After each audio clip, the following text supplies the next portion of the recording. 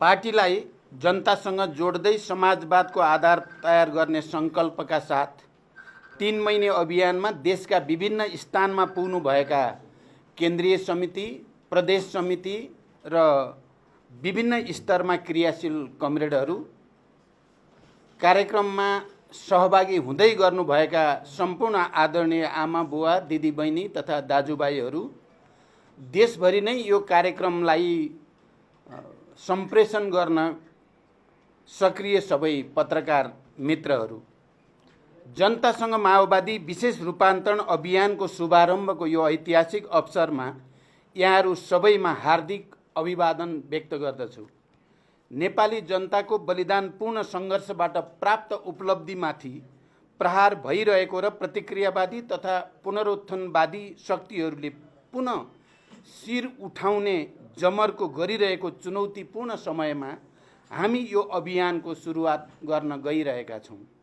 गत महिना सम्पन्न हाम्रो पार्टीको केन्द्रीय समितिको चौथो पूर्ण बैठकले देशको राष्ट्रिय एकता र स्वाधीनतालाई सुदृढ गर्ने, आत्मनिर्भर अर्थतन्त्रको विकास गर्ने, सामाजिक न्याय र सुशासनको कार्यक्रमलाई अझ प्रभावकारी बनाउने, जनताको विकासको आकाङ्क्षालाई ठोस रूपमा सम्बोधन गर्न, सङ्गठन निर्माण र जनपरिचालनका कार्यक्रमहरू बनाई अभियानका रूपमा सञ्चालन गर्ने निर्णय गरेको थियो।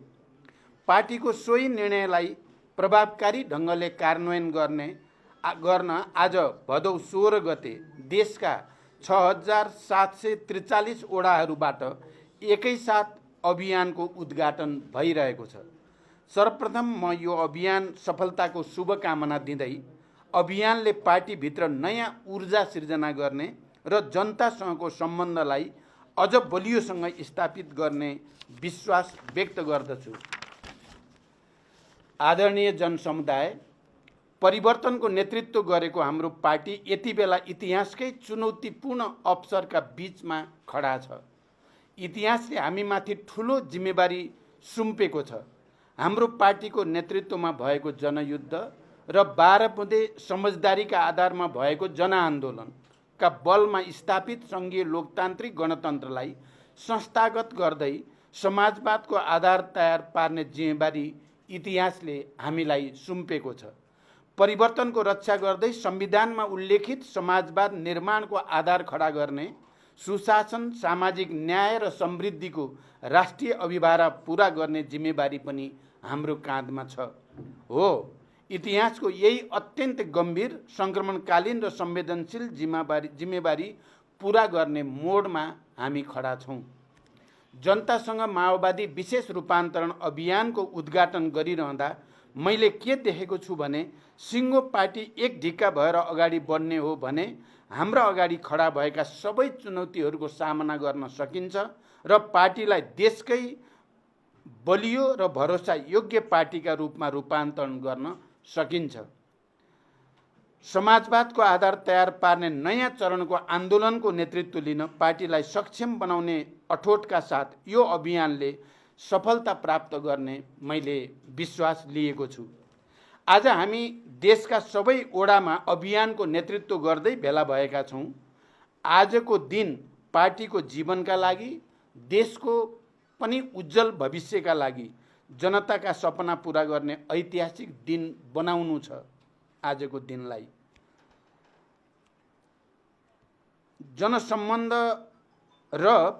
जनसम्बन्ध कमजोर हुँदै जाने परिस्थितिसँगै सृजना भएको सङ्कटलाई चिर्न समेत यो अभियानले नयाँ प्राणको काम गर्ने आशा पनि हामीले लिएका छौँ।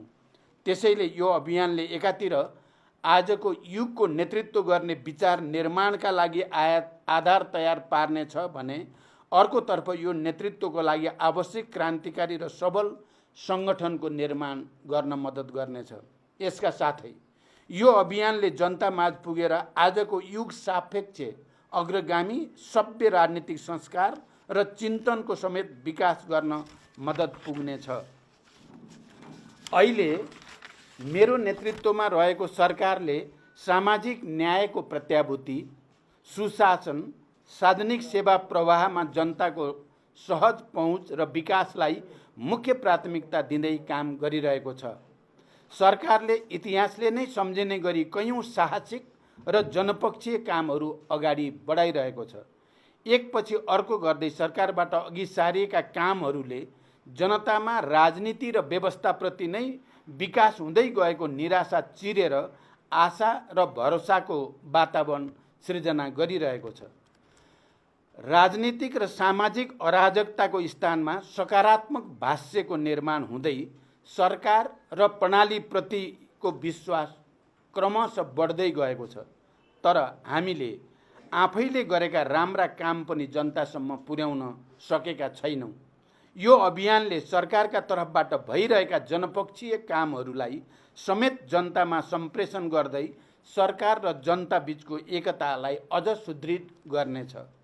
सरकारले गरेका नक्कली भुटानी शरणार्थी काण्डको छानबिन, ललिता निवास प्रकरणमा निर्भीकतापूर्वक गरिएको कारबाही, सुन काण्डको निष्पक्ष छानबिन जस्ता घटनाले राज्य शक्तिको दुरुपयोग मार्फत भएका अपराध कर्महरूको पर्दाफास गर्दै लगेको छ। मिटर ब्याज पीडितहरूको पक्षमा बनाइएका कानुन, नागरिकताविहीन नेपाली नागरिकका सन्तानहरूका लागि नागरिकता ऐन निर्माण, वैदेशिक रोजगारमा रहेका र अनौपचारिक एवं स्वरोजगार क्षेत्रमा कार्यरत लाखौं श्रमजीवीहरूका लागि गरिएको योगदानमा आधारित सामाजिक सुरक्षा, राहदानी, सवारी चालक अनुमति पत्र जस्ता दैनिक सेवा प्रवाह गर्ने कार्यालयहरूमा लाग्ने अव्यवस्थित लाइन हटाउने कदम, अस्पतालमा निःशुल्क शय्याको व्यवस्थादेखि स्वास्थ्य क्षेत्रमा सुधार र सामाजिक न्यायको क्षेत्रमा गरेको पहल कदमीले सर्वत्र पार्टीको र सरकारको प्रशंसा भइरहेको छ। जनयुद्धका शहीद घोषणालाई राजपत्रमा प्रकाशित गर्नु, बाँकी रहेकालाई शहीद घोषणा गर्न तयारी गर्नु, जनयुद्ध दिवसमा दिइएको सार्वजनिक विदा लगायतका निर्णयहरूले राजनीतिक आन्दोलन र परिवर्तनमा योगदान गर्नेहरूको सम्मान भएको छ। लघुवित्त पीडितहरूको आन्दोलनलाई सरकारले सम्बोधन गर्न पहल गरिरहेको, इतिहासमा पहिलो पटक पाठ्यपुस्तक समयमै विद्यालयहरूमा पठाइएको, किसानहरूलाई रासायनिक मल समयमा उपलब्ध गराइएको, विपन्न र असहायका निम्ति निःशुल्क स्वास्थ्य सेवा प्रभावकारी तुल्याइएको, आर्थिक सुधार लगायतका कामहरूले सरकारको सङ्कल्प र प्रतिबद्धता व्यवहारमा रूपान्तरण भइरहेको छ। वित्तीय तथा मौद्रिक नीतिको सन्तुलन मार्फत निजी क्षेत्रलाई समेत विश्वासमा लिई सरकारले चालेका सुधारात्मक कदमबाट अर्थतन्त्र बिस्तारै लयमा फर्किन सुरु गरेको छ। उत्पादन, उत्पादकत्व र रोजगारी वृद्धि गरी अर्थतन्त्रको पुनरुत्थान तथा उच्च र दिगो समावेशी आर्थिक वृद्धि हासिल गर्ने र समष्टिगत आर्थिक स्थायित्व कायम गरी लगानीको वातावरणमा सुधार गर्न सरकार क्रियाशील छ। नेपाल राष्ट्र ब्याङ्कले हालै प्रकाशन गरेको प्रतिवेदन अनुसार अर्थतन्त्रका सूचकाङ्कहरू सकारात्मक दिशातिर उन्मुख छन्। 2080 असार मसान्तसम्म शोधान्तर स्थिति 290 अरब 52 करोड रुपियाँले बचत रहेको छ। विदेशी विनिमय सञ्चितको गत वर्षको सोही अवधिको तुलनामा 26.6% वृद्धि भई 1539 अरब 36 करोड रुपियाँ पुगेको छ र यसले करिब 10 महिनाको वस्तु तथा सेवाको आयात धान्न पुग्ने अवस्था सृजना भएको छ। विप्रेषण आयमा रेमिटेन्समा 21.2% वृद्धि भई 1220 अरब 56 करोड पुगेको छ। जग्गाको किता कार्ड पूर्ण रूपमा खुलाउने निर्णय भएको छ र यही भाद्र 11 गते मात्रै नेपाल राष्ट्र ब्याङ्कले लचिलो बजार नीति अनुसार चालु पुँजी कर्जा सम्बन्धी मार्गदर्शन संशोधन गरेको छ र यसको पनि सकारात्मक परिणाम निक्लिँदैछ। यसबाट उद्योग व्यवसाय क्षेत्रलाई प्रत्यक्ष लाभ हुनुको साथै आन्तरिक लगानी, उत्पादन वृद्धि र बजारमा आर्थिक गतिविधि बढ्नमा सहयोग पुग्ने विश्वास गरिएको छ।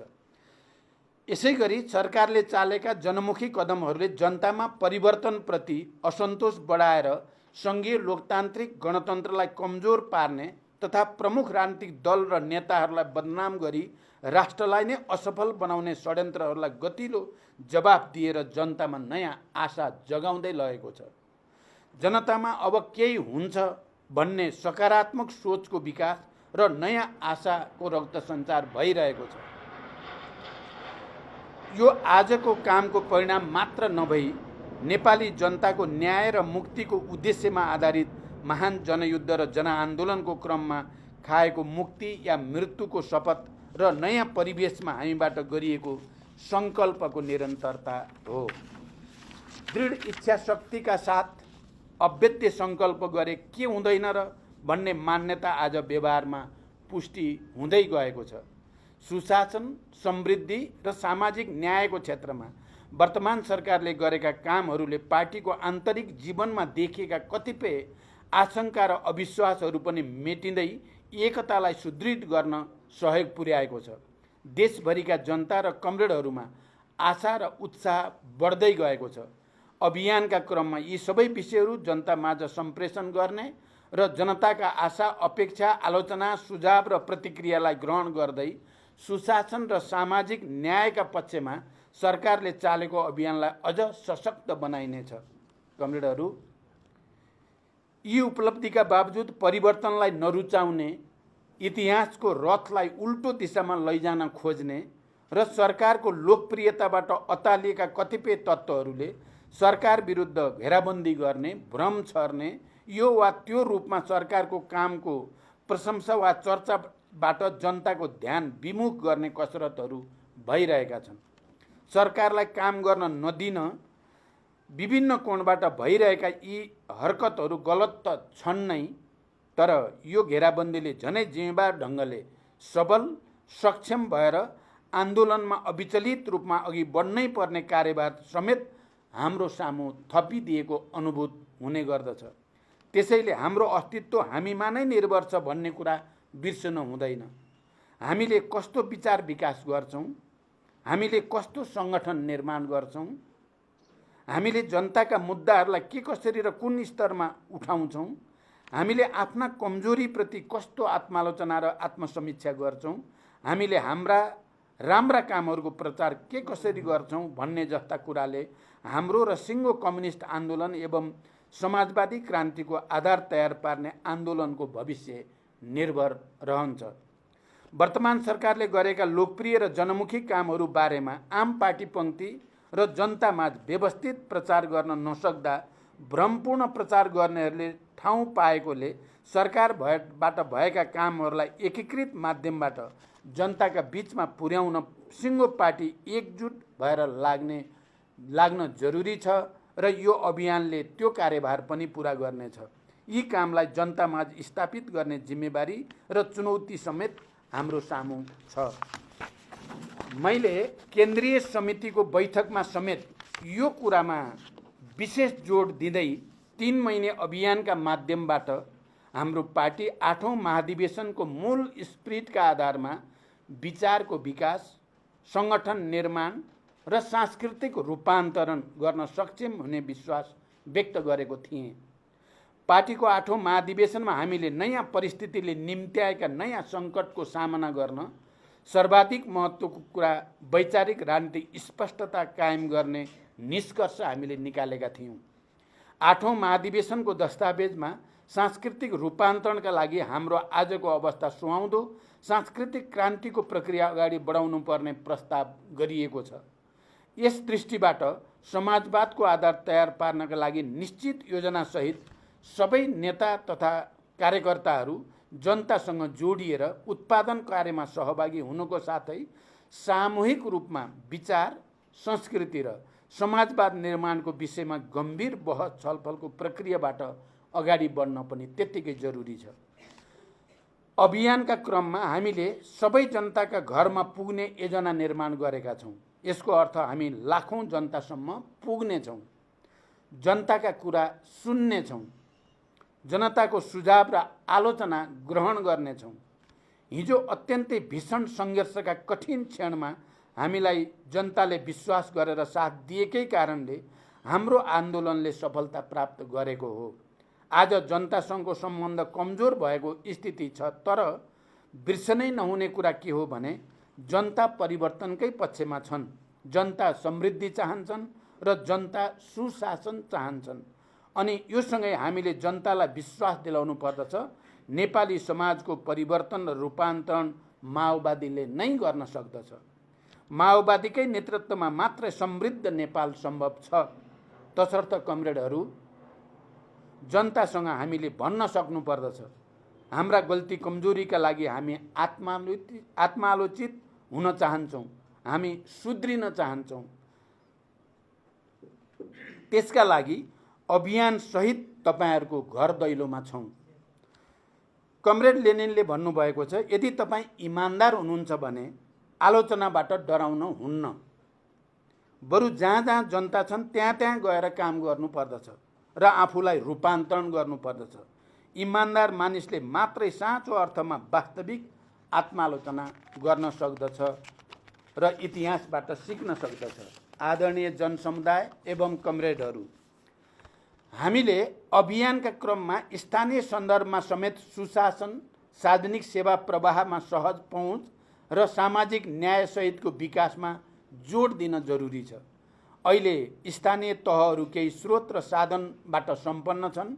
प्रदेशहरूमा आफ्नै सरकार निर्माण भएका छन्।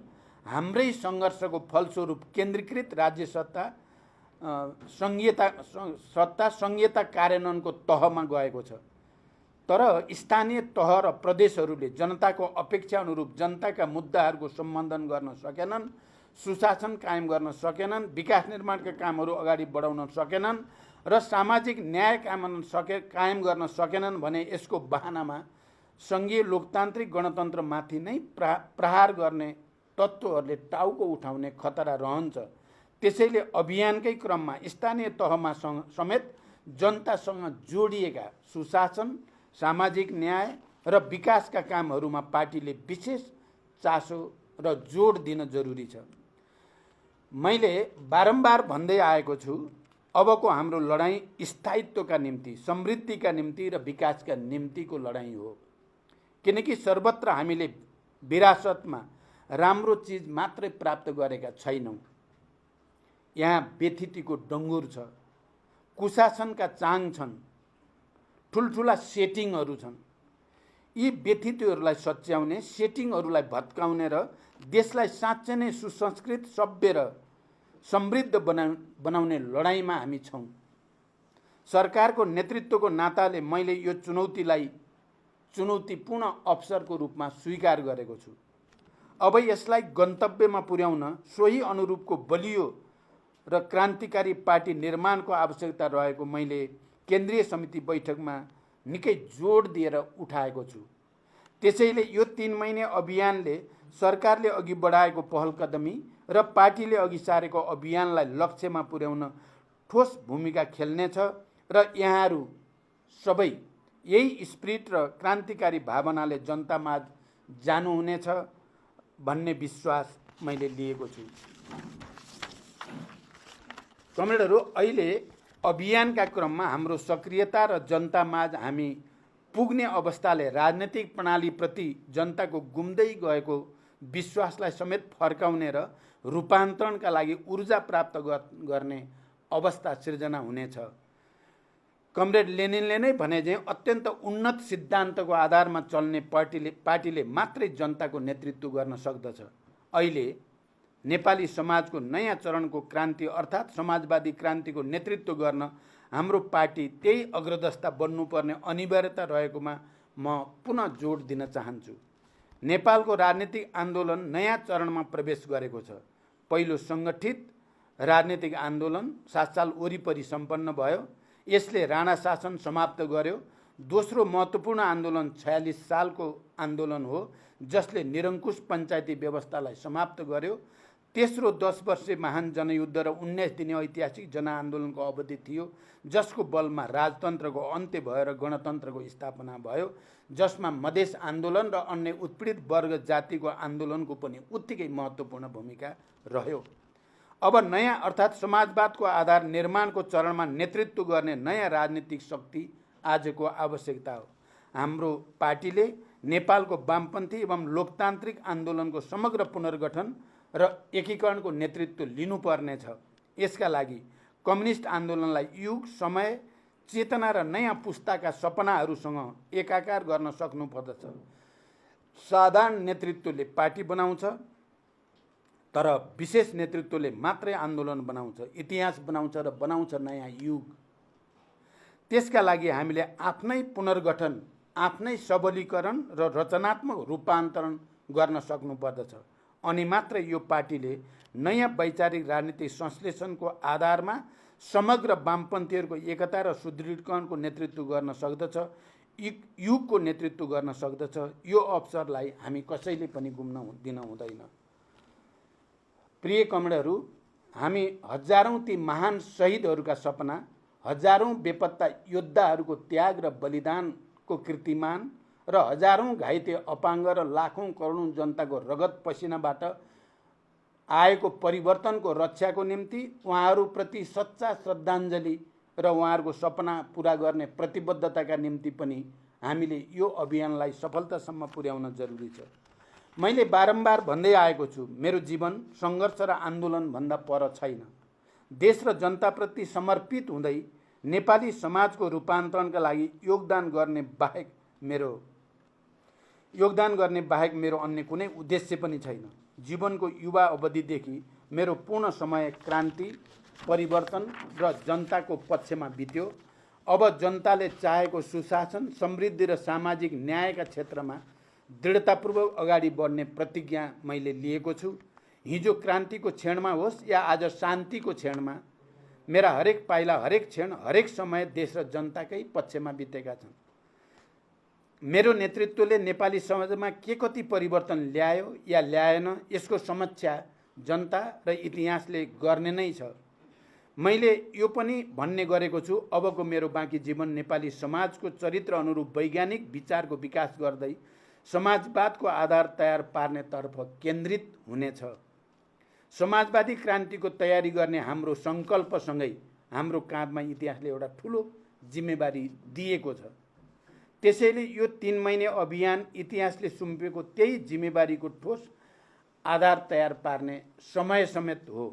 हामीले अभियान मार्फत कस्तो विचारको विकास गर्छौं, कस्तो पार्टी निर्माण गर्छौं भन्ने कुरामा हाम्रो भविष्य, हाम्रो लाखौं नेता कार्यकर्ताको भविष्य र आम नेपाली जनताको भविष्य पनि निर्भर छ।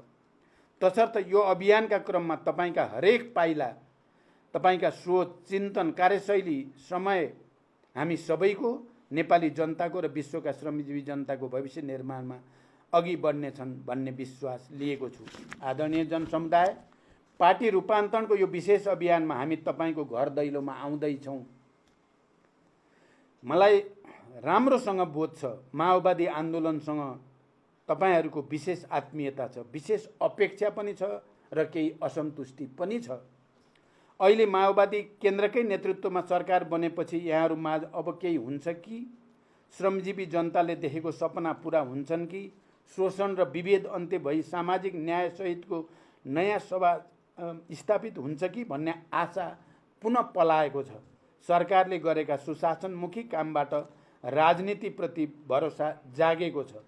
हामी वाचा गर्दछौँ, हाम्रा कदमहरू अग्रगमनबाट विचलित हुने छैनन्।